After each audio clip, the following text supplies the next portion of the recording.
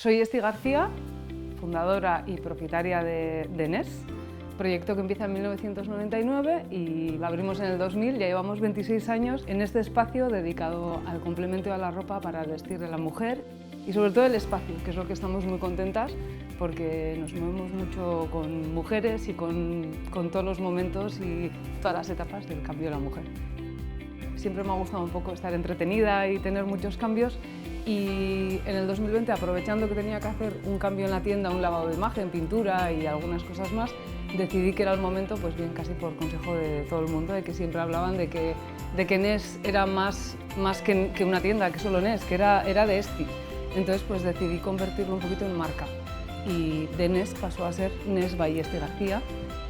Para mí la innovación en la tienda es súper importante. Innovación bien para la gente que viene, para la clienta que viene y para nosotras que estamos dentro.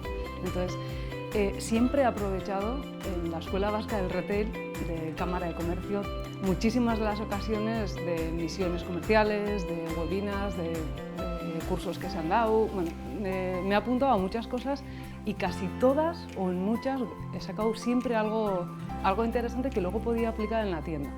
Y bueno, pues eso al final te da un movimiento que a la gente le gusta. Y, ¿y ahora qué va a hacer? Y ahora, bueno, pues estoy súper contenta, con ganas de seguir haciendo muchos más.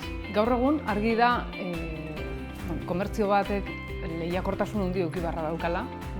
Asko digitalizazio mundu hortan alde baten indar asko dago, eta hemen zailtxeagoa daukagu, denda fisikoak daukagu.